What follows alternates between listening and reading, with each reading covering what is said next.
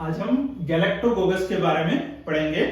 गैलेक्टोकोकस क्या होते हैं, इसका शब्द का क्या मीनिंग होता है, क्या मतलब होता है, इसका क्या लक्षण होता है, डेफिनेशन क्या होता है, कौन से हार्मोन्स इसमें इन्वॉल्व होते हैं और क्या वजह, क्या रीजन होता है जिसकी वजह से मदर के अंदर मिल्क का प्रोडक्शन कम हो जाता है, और कौन से दवाई दी जा सकती हैं जिसके वजह से ब्रेस्ट मिल्क बढ़ जाए, मदर का मिल्क बढ़ जाए, सिंथेटिक ड्रग्स या आयुर्वेदिक ड्रग्स, इसके बारे में आज हम जानेंगे।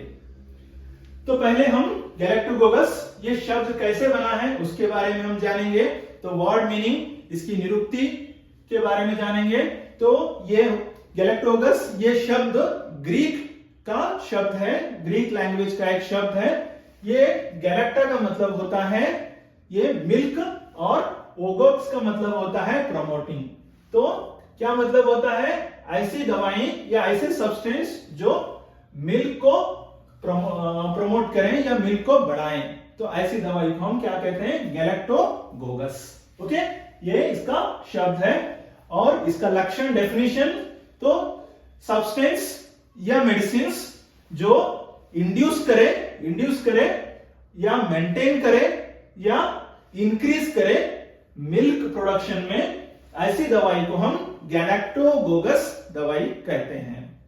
ठीक है, तो या तो इंड्यूस कर दे या मेंटेन कर दे या मिल्क को इंक्रीज कर दे, जितना है उससे इंक्रीज कर दे, ऐसी दवाई को हम गैलेक्टोकोकस कहते हैं। तो इसमें अभी हम जानेंगे कि कौन से हार्मोन्स इन्वॉल्व होते हैं जिसके वजह से ब्रेस्ट मिल्क बनता है। ओके, मां का दूध बनता है। तो पहला जो हार्मोन होता है यह होता है प्रोलैक्टिन। ये प्रोलैक्टिन क्या करेगा, ये कंट्रोल करेगा प्रोडक्शन, कितना मां का दूध या कितना मदर का मिल्क, ब्रेस्ट मिल्क बढ़ाना है, प्रोडक्शन करना है, ये प्रोलैक्टिन हार्मोन के जरिए से तय होता है। इसके अलावा निप्पल स्टिमुलेशन, निप्पल का जो स्टिमुलेशन होता है वो कंट्रोल करता है रिलीज ऑफ प्रोलैक्टिन। तो प्रोलैक्टिन को कितना रिलीज करना है, हार्मोन्स कितना रिलीज करना है, ये निप्पल स्टिमुलेशन डिसाइड करता है। इसके अलावा रिलीज ऑफ मिल्क कंट्रोल, तो मतलब प्रोलैक्टिन हार्मोन्स के रिलीज निप्पल कंट्रोल करता है, और कितना रिलीज करना है, मिल्क कितना रिलीज करना है, वो कंट्रोल करता है ऑक्सीटोसिन हार्मोन। तो ऑक्सीटोसिन डिसाइड करेगा, वो हार्मोन बनाएगा, बताएगा कि कितना मिल्क प्रोडक्शन करना है, ये कंट्रोल करेगा ऑक्सीटोसिन हार्मोन्स। ये दो मेन हार्मोन होते हैं। इसके अलावा भी बहुत सारे हार्मोन्स होते हैं जो ब्रेस्ट मिल्क को कंट्रोल करते हैं। वो हैं somatotropins, cortisols, insulin, leptin, progestin, thyrotropin releasing hormone, जिसको हम शॉर्ट में टीआरएच कहते हैं। ये अहम रोल निभाते हैं जो मदर मिल्क, ब्रेस्ट मिल्क को बनाने के लिए या प्रोड्यूस या इंड्यूस करने के लिए, मेंटेन या इंक्रीज करने के लिए ब्रेस्ट मिल्क को।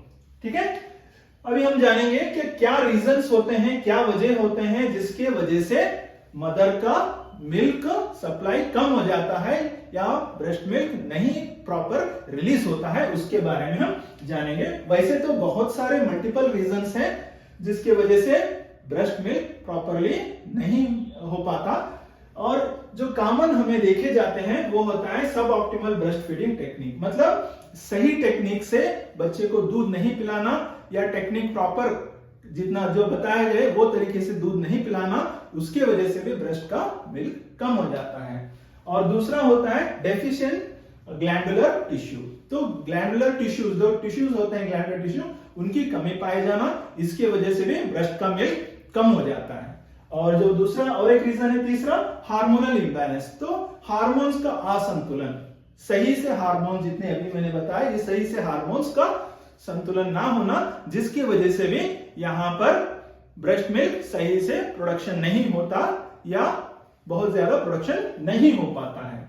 अब हम जानेंगे कि क्या क्या दवाई दे सकते हैं, कौन से दवाई दे सकते हैं जिसकी वजह से ब्रेस्ट मिल्क बढ़ जाए या मदर का मिल्क बढ़ जाए। ओके, तो ये सिंथेटिक हम मेनली बता सकते हैं, सिंथेटिक ड्रग्स और हर्बल ड्रग्स या आयुर्वेदिक ड्रग्स।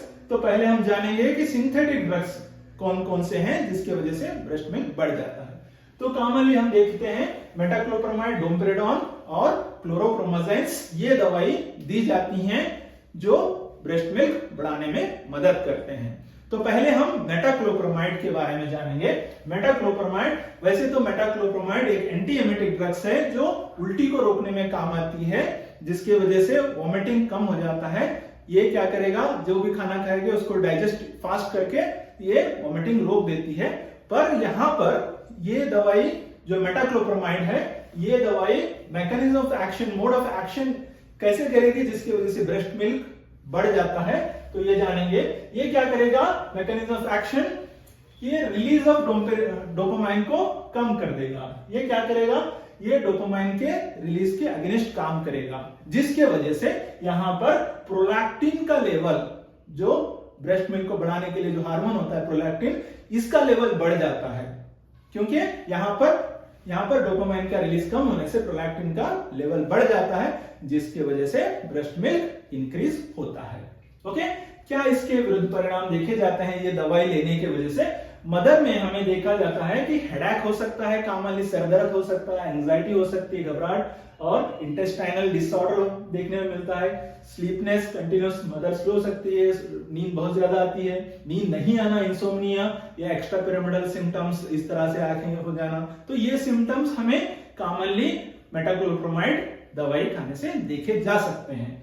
और डोसेज क्या होते हैं? डोसेज होते हैं 10 से 15 mg दिन में 3 बार, 1 हफ्ते से 4 हफ्ते तक, 1 महीने तक दी जा सकती है ये दवाई। और जो दूसरी दवाई जो होती है डोमपेरिडोन, ओके, जो सबसे कॉमन यूज करने वाली, जो मॉडर्न मेडिसिन में, एलोपैथी में सबसे वाइडली कॉमनली यूज करने वाली जो दवाई होती है वो है डोमपेरिडोन, क्योंकि ये सेफ मानी जाती है दूसरे दवाइयों से। ये क्या होता है, ये भी डोमपेरिडोन भी एक वोमिटिंग को रोकने वाली दवाई, एंटी एमेटिक ग्रुप के अंदर ही आती है। ये वोमिटिंग को कंट्रोल करती है।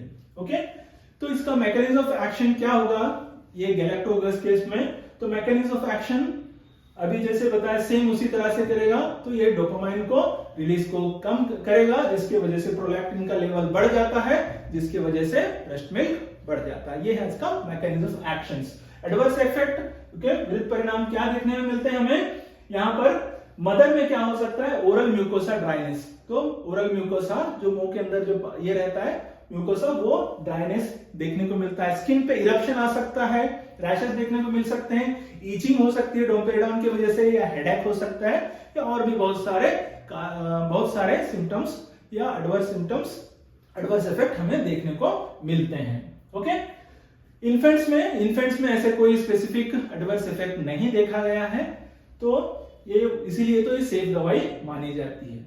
और डोसेज क्या होता है इसका डोमपेरिडोन का? ये 10 mg दिन में 3 बार दी जाती है, 15 दिन के लिए या 2 हफ्ते के लिए इसको दे सकते हैं। और नेक्स्ट दवाई आती है, अगली दवाई आती है क्लोरोप्रोमाज़िन, जिसको हम शॉर्ट में CPZ नाम की दवाई कह सकते हैं। ओके, वैसे तो ये एंटी साइकोटिक ड्रग्स है। इसका मेन एक्शन क्या है? एंटी साइकोटिक, ये मानसिक रोग में दी जाने वाली दवाई है।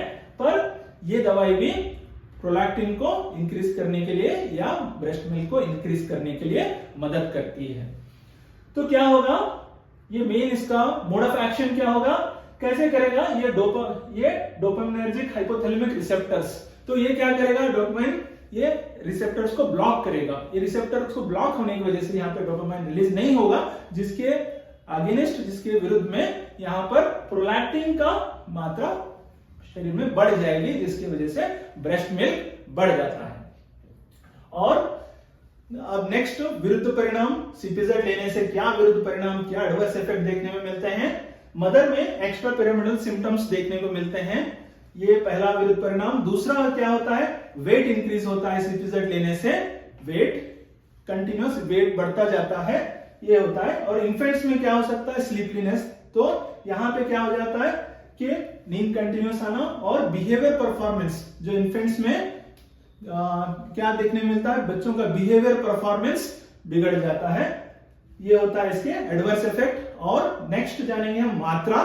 तो मात्रा कितनी होती है, 25 mg दिन में 3 बार 8 दिन तक हम इसको दे सकते हैं। अभी इस समय ये ज्यादा रिकमेंडेड नहीं है, सीपेड सीपीजेड ज्यादा रिकमेंडेड नहीं है। कॉमनली डोम्पेरिडोन जो है सभी डॉक्टर्स को सबसे कॉमन दवाई दी जाने वाली गैलेक्टोकोकस दवाई डोम्पेरिडोन है, मानी जाती है। ओके, इसके अलावा अब हम जानेंगे Ayurvedic drugs. Okay, Ayurvedic medicine, Ayurvedic drugs जो गैलेक्टोकोकस या ब्रेस्ट मिल्क को बढ़ाएंगे। ओके, तो कॉमनली हम देखते हैं कि शतावरी। ओके, शतावरी जो है कॉमनली सभी लोग यूज करने वाली, चाहे वो डॉक्टर हो या कोई होम रेमेडीज के तरह देने वाले, सभी लोग कॉमनली जो दी जाने वाली दवाई होती है शतावरी। ओके, इसका बॉटनिकल नेम होता है एस्परगस रेसिमोसस। ये दवाई कॉमनली देखी जाती है जो सेफ दवाई है, जो ब्रेस्ट मिल्क को बढ़ा देती है। ओके, इसके अलावा मेथी का हम दे सकते हैं, मेथी का ट्राइगोना फेनल। ओके, ट्राइगोनेला फेनम, ये दवाई भी मदर मिल्क को, ब्रेस्ट मिल्क को बढ़ाएगी। इसके अलावा जो होते हैं रसूना या लशुना, एलियम सटायम, ये दवाई भी क्या करना है, ये दवाई लेने से भी ब्रेस्ट मिल्क बढ़ जाएगा। इसके अलावा शिग्रू, ओके, मोरिंगा ओलिफेरा, ये दवाई भी देते हैं जिसकी वजह से ब्रेस्ट मिल्क बढ़ जाएगा। इसके अलावा चरक ने अपने स्तन्य जनन महाकषाय में बताया है और 10 दवाई और 10 ड्रग्स जो हैं वीरणा, शाली, षष्टिकशाली एंड इक्षुवालिका, दर्भा, कुशा, काशा, गुंड्रा, इथकाटा एंड काथरुणा, ये सभी दवाएं भी दे सकते हैं जिसकी वजह से ब्रेस्ट मिल्क बढ़ जाएगा। ओके, ये है छोटी सी जानकारी गैलेक्टोकोकस के बारे में। ओके, धन्यवाद देखने के लिए, आपको वीडियो देखने के लिए।